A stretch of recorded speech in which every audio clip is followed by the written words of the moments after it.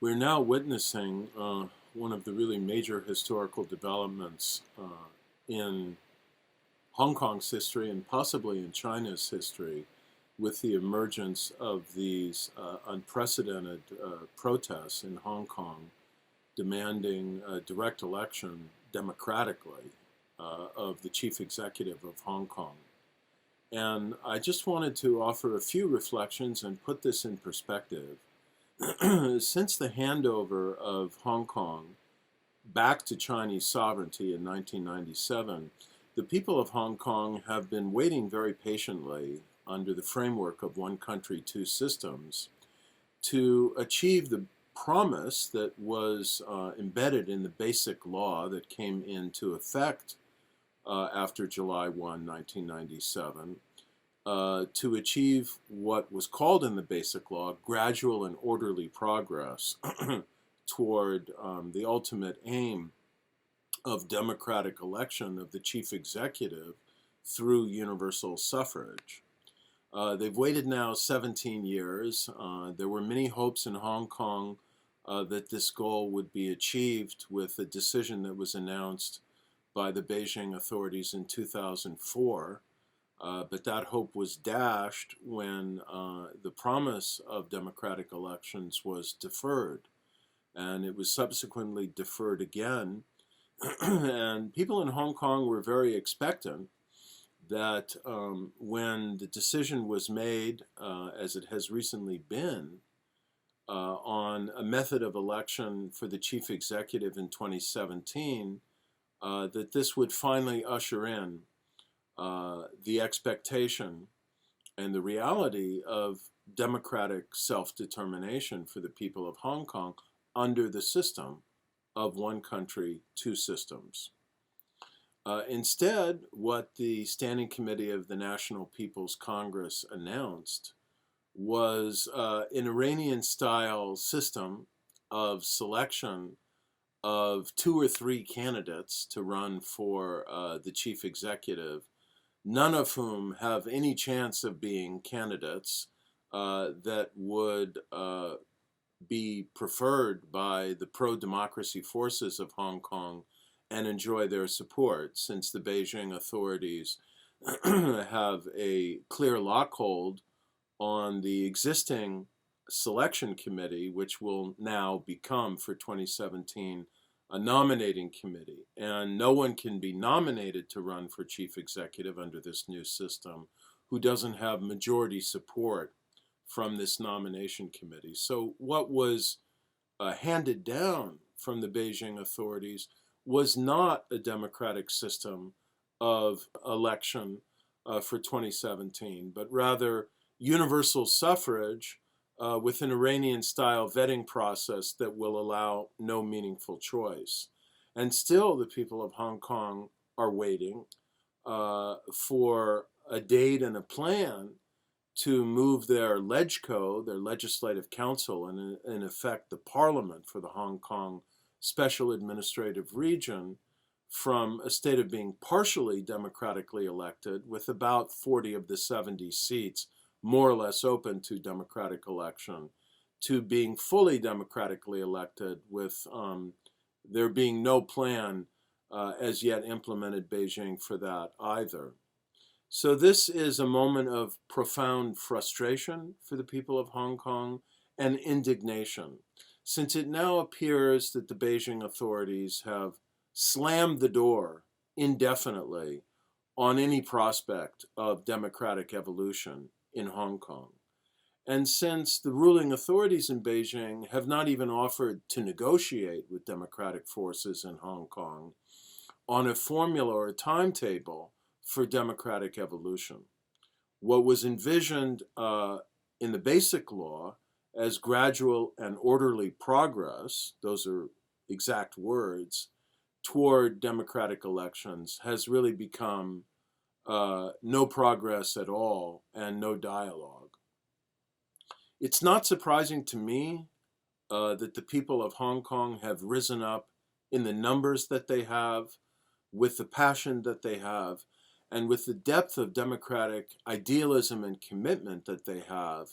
to demand that their right and their expectation under the Basic Law for democratic self-determination for the local government in Hong Kong be honored.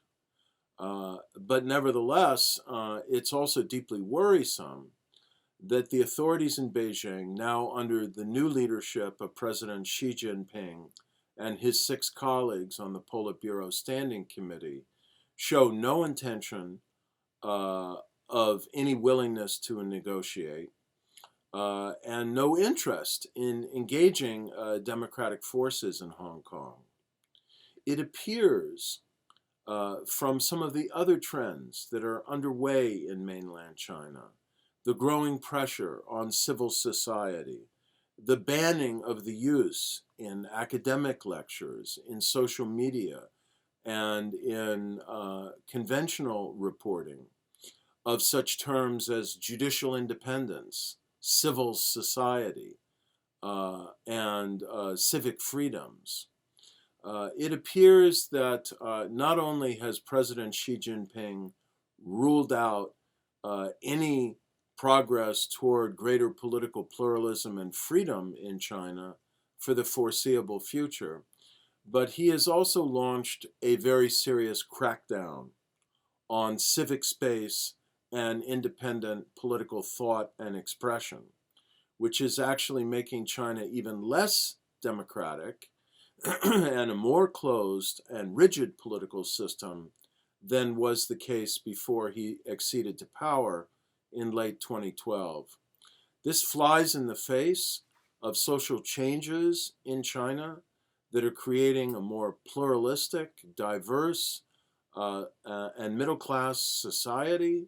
a society much more inclined to want to have freedom of expression,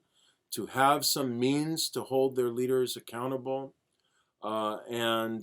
to have more pluralism and space, at least, to express their concerns and achieve some responsiveness from government. I fear that this is creating more stresses in China's political and social system rather than buying stability. I fear that the Beijing authorities will conclude that the protests are not going to end anytime soon, that they're not going to result in what has happened in the past, that is, the people of Hong Kong just kind of quietly retreat and accept this authoritarian fate. But they are determined to secure their rights, and in the absence of negotiations, that there could be another awful crackdown on the scale of Tiananmen Square in 1989. I hope that Hong Kong's youthful and idealistic protesters and the many other Hong Kongers who have rallied to this cause will consider what other creative means of nonviolent civil resistance can be used beyond just demonstrations in the streets and visible forms of street protest to carry on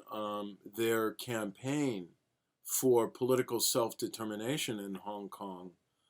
in creative ways that sustain pressure but avoid the kind of violent crackdown that could well be coming. And of course, we all hope that the Beijing authorities will realize that the only way to revive political stability and political legitimacy in Hong Kong is through a genuine dialogue between the authorities and the democratic opposition to try and arrive at some compromise formula for genuine democratic change in Hong Kong institutionally. Barring that, I really think we all need to have our hearts and eyes on what is happening in Hong Kong and give the people there the support that they are seeking and express our concern that violent force not be used to suppress these demonstrations. I think doing so would have very grave implications for stability and legitimacy, not only in Hong Kong, but for the Chinese political leadership globally and ultimately within their own society in mainland China.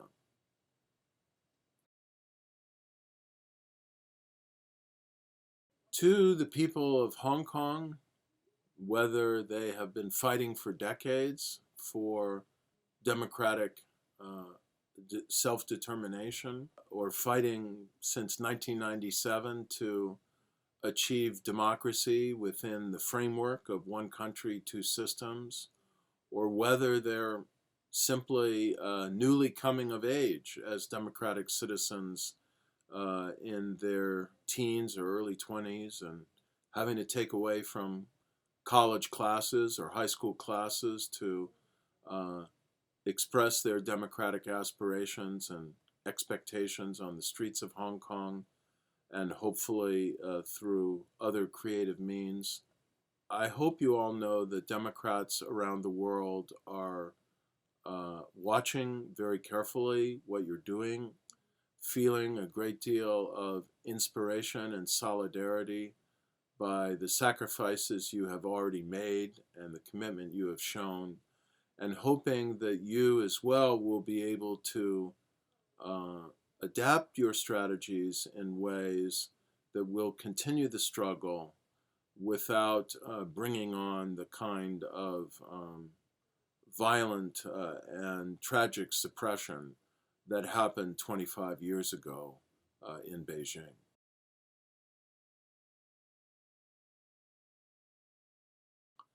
I think many of the people who've been listening to these lectures on democratic development and using other digital means of learning about democracy and following democratic movements and trends in the world probably share the deep concern for and widespread respect for the people in Hong Kong who've taken significant risks to come out and articulate their demand for and their legal and moral right to democratic means of determining their future. It raises a challenging question of what we can do to support them. And I think one thing we can do is remain closely engaged and acutely informed about what's happening, and use our social media to inform our friends and colleagues, to express to China's government and central political leadership our deep concern for what's happening and our hope and expectation that this will be resolved through peaceful negotiations and not through the use of force in the way that happened in Tiananmen Square in 1989, that the international concern for the rights and safety of the people of Hong Kong is not based on anti-China sentiment or hostility even to the government of the People's Republic of China, but rather on an aspiration to see China move to occupy its rightful place among the great nations of the world that are gradually evolving toward more accountable, open, and responsive government. And the more that I think China's leaders can hear from global public opinion that there's an expectation and aspiration for a peaceful and negotiated resolution of this crisis, the more that can help the people in Beijing to have the understanding that can perhaps avoid a terrible tragedy in Hong Kong.